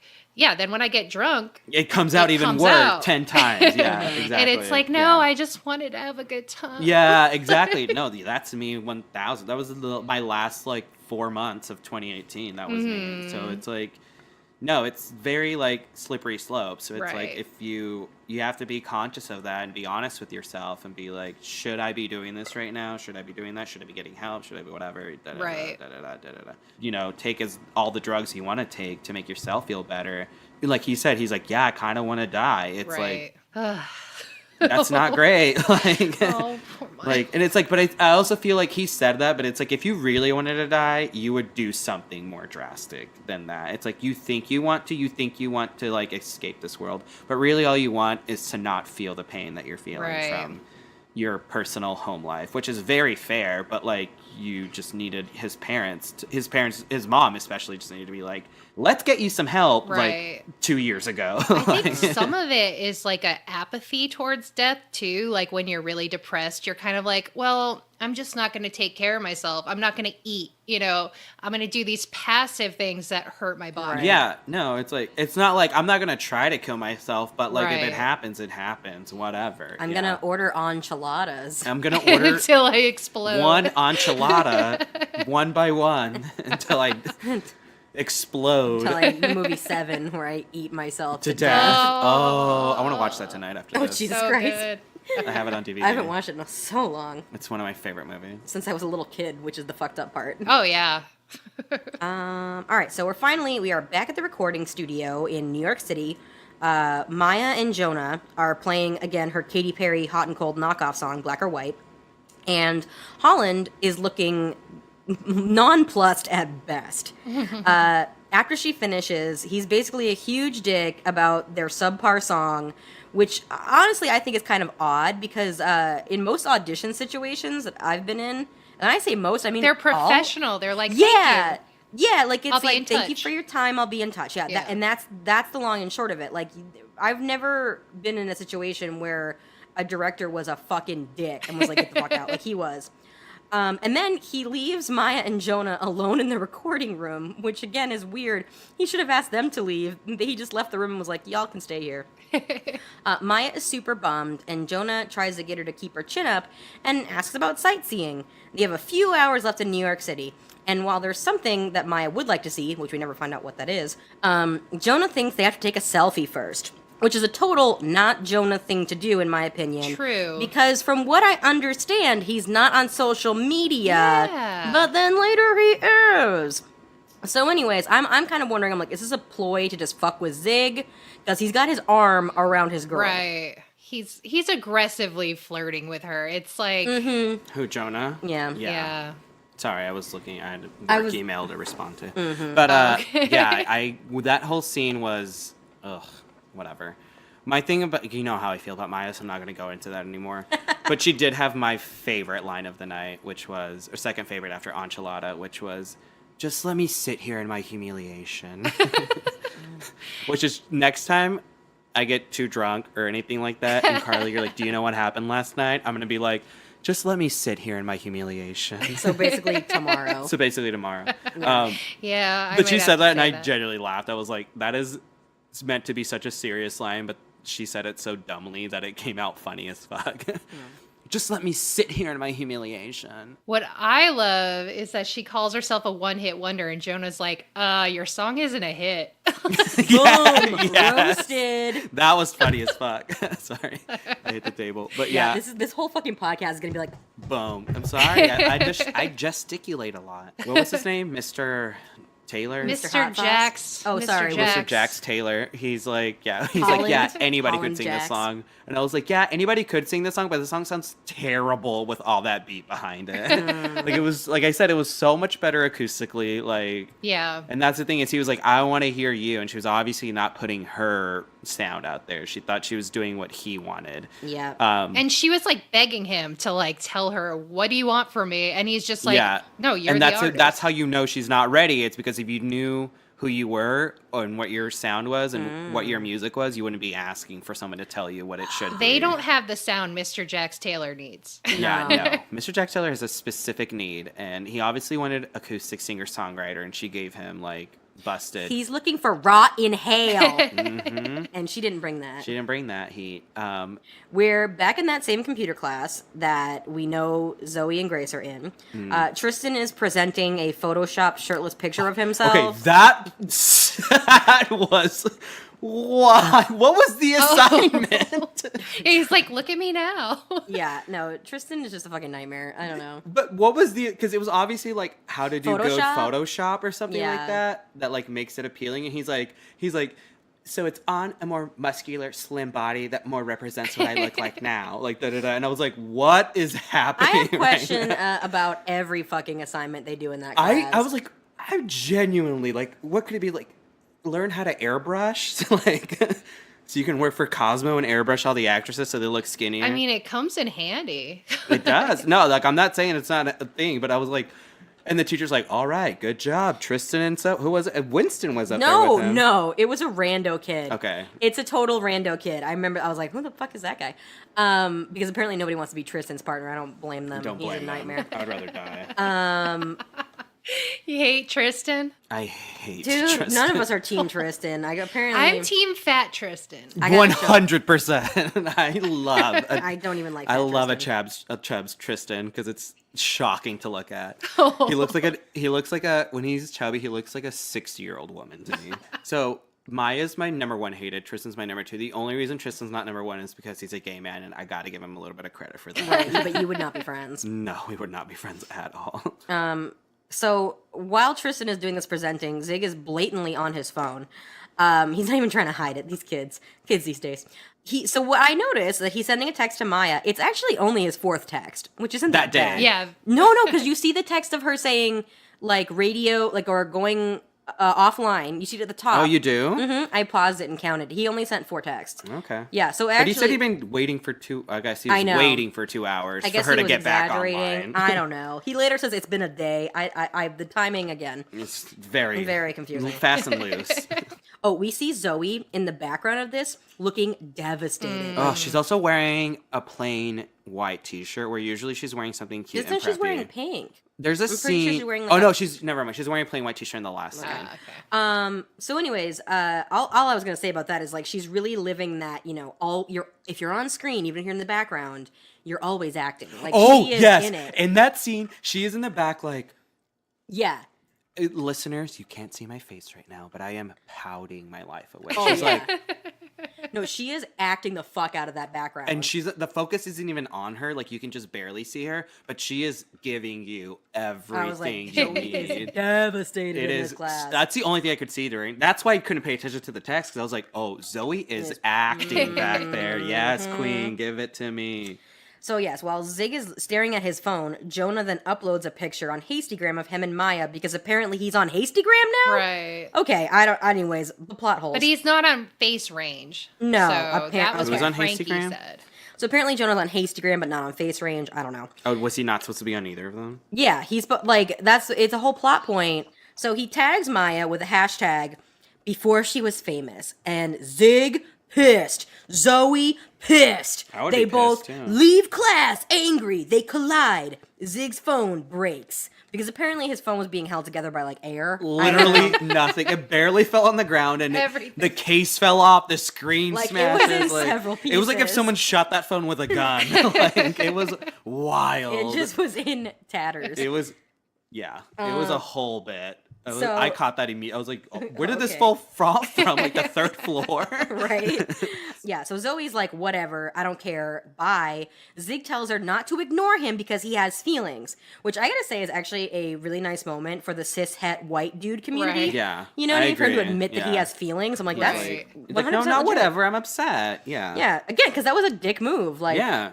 you're not even gonna be like, oh shit, I'm sorry. Like, whether And she's rich. She could have paid for a new phone. That's what I'm saying, like, she probably whether- did buy him or paid for the repair or whatever. let's hope. Yeah. We don't know that about her. I yet, like but- Zoe, so I'm gonna choose to accept that. Okay. Okay. Sometimes with these kind of shows, you kind of have to like create the storyline in your head that's not talked Right. about. In order to survive, you have to do that when you watch these Mm-hmm. shows.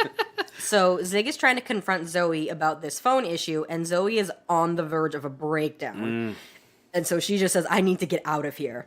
So we cut to the ravine again. I think it's the ravine. I don't know where they are. Again, but wherever they are, it's in the backwoods. It looked like the They're- woods in Twilight. Yeah, I don't know. There's loads of random They're alcohol in bottles Forks, to Washington. throw rocks out. They're in Forks, Washington. They must be at the ravine because that's where they all like went to get down and give out bracelets and stuff. Yeah. So that's where all the alcohol bottles are. Is that where Emma got her bracelets? Yeah. And an STD? Yeah. Ew. I feel like I always accidentally call it the quarry. You mean, no, she got a social disease, which is where we got the podcast. Oh, right. It's a social. You gave me a social disease. It sounds like you get it from a handshake.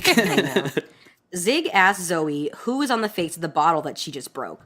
Not revealing her gayness, she just says, just another person who will never love me the way that I love them. Oh, that was a good moment. Zig thinks they should start a club, but Zoe's like, Maya's head over heels for you. But it's been a whole day. Yes. And she's favoriting things on the internet, so she's not dead. That would be sad, though. Okay, Yeah. imagine you're that age where, like, everything that God. you are is social media. Like, even more than when you had a MySpace. Like, because I didn't have social media until I turned 18 right before college. Because they're like, you have to have a Facebook in college. Like, you just have to. And I was like, okay, so I got a Facebook in college. But, like, imagine, even now, even if I didn't talk, if you were texting me, especially, like, for a day and I wasn't responding, Yeah. and I was posting pictures and liking things, you would lose your mind. Oh, I would be like, he's really mad at me. And so, like, and they're in a relationship and they're young, like, their hearts are wide open wounds. So, like, for her to be doing that, this is why I hate Maya. Is like, is she doing anything wrong? No, she's just, like, hanging out with a friend. But, like, If you're trying to not be distracted, but you're going on Facebook and all this stuff, like, yeah. Anyways. And it is after her audition at this point, which is whatever. But then she should have been like, hey, okay, I'm sorry I didn't text you back for a while. This is the update, da-da-da-da-da. But instead of doing that, she's immediately, like, posting, liking, Right. Like, after that first day where they, like, didn't get seen, she Yeah. could have been like, oh, hey, so here's what's going on. Yeah, We didn't yeah. get seen, gotta go That's why I don't tomorrow. like her. She's so selfish. She's so selfish. So Zig admits that he's basically a loser and that Maya is talented, and he can't stop thinking about her and Jonah together. He then drops the bomb. Nothing hurts more than picturing the girl you love with someone else. And this is what sparks Zoe's brilliant plan. Set up her iPhone to record her and Zig hooking up so that Grace will see it and get jealous. Great plan, girl. But I have to say, kudos to Zig, who got consent from Zoe before cheating on Maya. He did. Yeah, He did ask, Good are you job. sure? And she basic said human yes. decency. Good job. Well, first of all, she came on to him. Right. So Right. it's like he really needed to, but I did like that he asked. Because it was like we had the whole thing about consent in the first episode. They were like, Right. hey, cool, Zig he has applied this to other women, regardless of the fact that he's cheating on his True. girlfriend. It He's shows still- growth on his part. Exactly. He's still into consent. That's why which Zig is great. number one.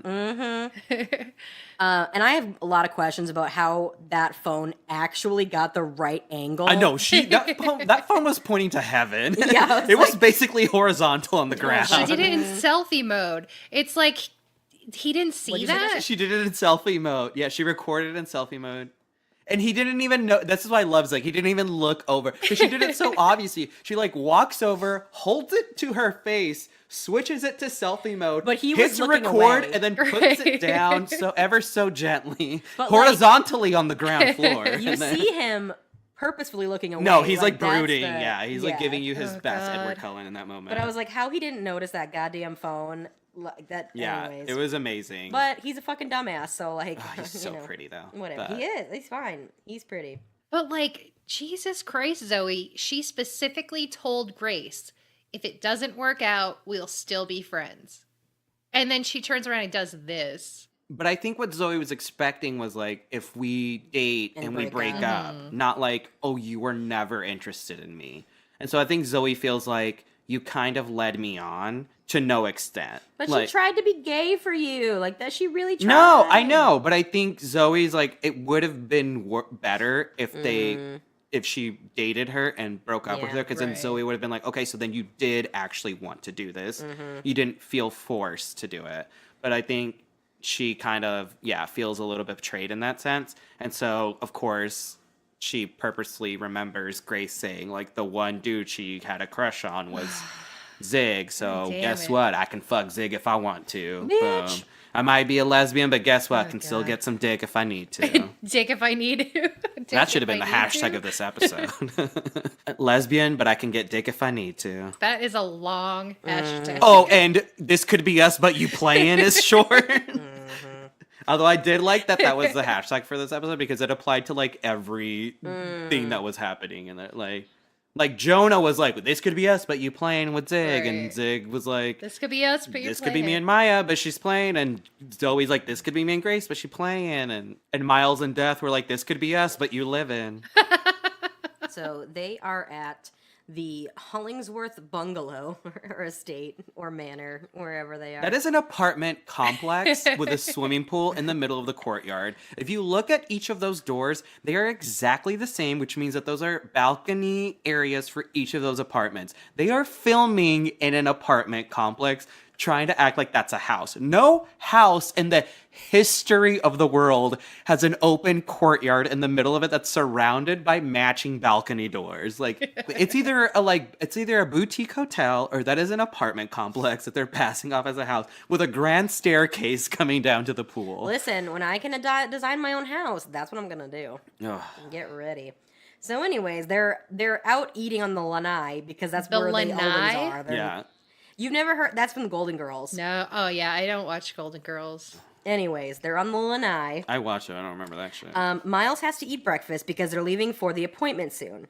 Esme has let herself onto the property because, again, Canadians never lock their doors. And her buttons are all the way buttoned up as per usual. And she is excited for some sweet, sweet croissants. She's there to check on Miles, but she doesn't want to miss out on there's 8 types of jam.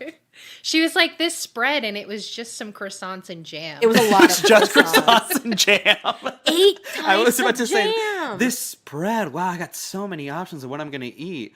Croissants with cherry jam, raspberry jam, grape jam. grape jam. I mean, this literal spread. Yeah, literally, a literal spread. Yeah, a schmear, yeah. Not even any schmears, just jams. Yeah, it was, I was like, there's 6 croissants on that table, so calm down. And there's 18 Hollingsworths, so. Yeah. Miles admits that he's an addict. He's meeting with an addiction counselor today, and he can't hang out with Esme anymore. She sees her only friend pushing her away because she's an enabler, so she insults him because he's trying to get sober. But she tells him that he'll be back, and who knows where she'll be then. Yeah, she calls the doctors quacks and stuff like that. Like, girl, Yeah. you're 17 years old. You think you know better than someone who went to medical school? No, I think she knows this is again Esme's a psychopath. Right. She knows what she doesn't know. She's just trying to get Miles to believe her in a way. She's trying to be like, oh, that's why she's like, oh, so you're square now? Because she needs him to need her. Yeah, Yes. exactly. She can't function as someone who has a codependent friendship or a friendship that where no one depends or where someone willingly would be like, hey girl, what are you doing? You want to hang out? It's she needs someone to be when she's around for them to be like, yes, Esme's here, 100. Not an actual friendship. It's more she's the drug, essentially. Right. She needs them to need her. But she must just be incredibly insecure. Oh, no, that's the thing. Oh, is yeah. exactly. She's not leading with her personality. She's like, here, get addicted to drugs so you just keep coming back to me. Yeah, because I don't believe that you will be my friend if you actually get to know me. But if we do drugs together, you're going to like me because you have a good time when you're with me. Right. So, yeah. Maybe she's not a psychopath. She's just a really sad person. I mean, isn't that obvious? She is a really sad there's person. people like that. There's always a root somewhere. It's just Yeah. No. Yeah, we know. I mean, again, I haven't rewatched all I the take seasons, back all of but my psychopath comments. We She's know- she's just I mean, very Esme. sad.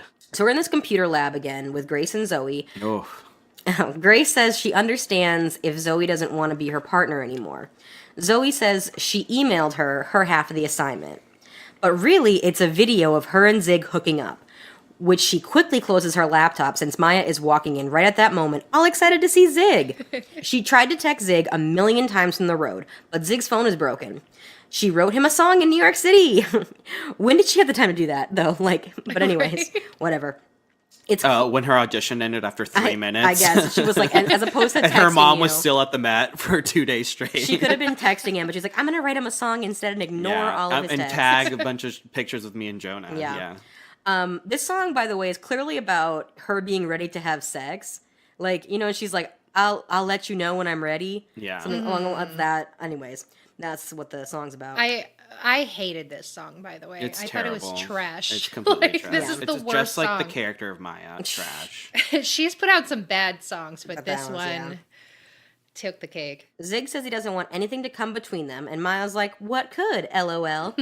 They kiss. Boy, oh boy. They kiss over the sweet, sweet sounds of her own music as Zoe and Zig make eyes at each other, both knowing that they fucked up. Yeah. That's when Zoe's wearing that messy Yeah. white t-shirt, which is obviously to show this character's going through it right now. Disheveled. Because she's usually preppy cute, Right. basically Cher from Clueless, and at this point she's but she's purposely not caring anymore. Right. She's I put my heart on the line. Grace smashed it into 1,000 pieces. So I did something terrible, but I'm owning the terrible thing I did, which is like, that's some balls to like own Right. that shit and be like, I mean, is it terrible what she did? Because she sent it to Grace, who, I mean, quote unquote, had a crush on Zig, whatever the fuck that's supposed to mean. That was just. But it's also like Zig's in a relationship and his girlfriend's eventually going to see this video. Right. So That move to not only film it, but to send it to Grace. Like, what the fuck? that's take some balls right there. I know. I like dude. that Grace is like, wait, this isn't a JPEG, it's a video. And then Zoe's just like gives her like a little roll, like, yeah, and you gonna watch it? And she watch it, and Grace is like, what the fuck? I feel like I wouldn't want her to watch it at school. Like, Yeah. Right. yeah, open it up right here in the middle of media immersion. Like, I think that's why it said, like, Zoe's like, I got nothing to lose at this point. Like, I just wonder. I mean, I haven't watched ahead, so I'm definitely like excited to see, do they keep hooking up? Do they keep the secret? yeah. Like, how does this eat away at them? yeah. That's going to be entertaining. I think that whole moment makes Zoe such a very much more interesting character in terms of like consciously got into an affair with not an affair, like you had sex with someone who has a girlfriend, knowing he has a girlfriend, knowing that the girl that you hooked up with supposedly has a crush on him, and you give no fucks that they're watching it. Because, Well- like, it's another thing if they, like, had sex and, like, a moment of them both being upset and someone randomly filmed them or they got filmed somehow. Right. But the fact that she consciously was filming it and knowing she was going to release it to everyone is, like, such a big, like, such a baller move. this It's is such a, the like, thing, though. fuck you. This I mean, is- is it fucked up? 100% because he has a girlfriend. But, like, Emilio, you don't know this, but because we've watched back now, Zoe's a huge fucking cunt. I know what she did to Maya originally with the, Oh yeah, she when was she posted the terrible to memes Maya. about Oh her. yeah. Like she's a huge cunt right off the bat. Right. And it's like this is her being. But she was nice girl for a little bit. Yeah, I haven't At gotten next there yet. class, right? Oh, at the beginning of next class, she's like kind of nice girl. She's just like normal. Like she's just more human. yeah, that's what I mean. Like, Yeah. but she's not doing those crazy stunts anymore. Yeah. Yeah. But like yeah. So this is like a throwback to that, but it's also a big fuck you because she's like, Right. I We don't give a always- fuck anymore. We always knew she was capable of these things. We just thought she was. but over like it. a lot of like the Maya thing when she like made her film that, not told her to film that video and then leaked it and like memed her. That was like a shady thing that she didn't think she was going to get caught for. Right. No, so I mean, I just think it's like kind of like a badass thing to be like, I recorded it and I'm leaking it. I mean, is it a good thing to do? I don't think so. But, That's how I was like. How did wild. you know that? Oh, you walked in on me watching. yeah, it. but no, I think it's interesting. It sets it up for a very interesting dynamic, and you know, So the theme of this episode really just was the hashtag. Like everybody had these relationship goals that the other person was like, ignoring. or like not on the same page as the Right? other. Yeah. And the other taking it so personally and so like dramatically, like Zig just freaking out, Zoe filming the video. Mm-hmm. Oh, Esme's like, this could be us, but you're playing. Like, Yeah. Right. Yeah. Oh, I didn't. 'cause Yeah, that's she- right. Yeah. She's like, wants Miles, wants them to be in this happy drug relationship, and he's playing. He wants to be healthy. I think it's like she is essentially being like, okay, you want to be sober? Well, then you're not gonna hang out with me because we could have been so much fun. We could be doing all this crazy shit, but whatever. Yeah, this hashtag actually made sense today.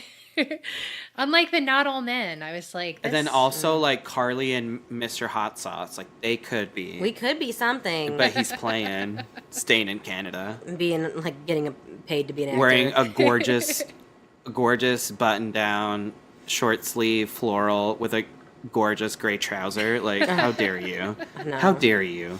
He looks so good. He looked so good. So thanks for coming on, Emilio. Do you have any social media you want to plug? Yeah, I'm only on Facebook, and I'm not going to accept anyone I've never met. So, and I have a Twitter, which I'm trying to get the most followers on.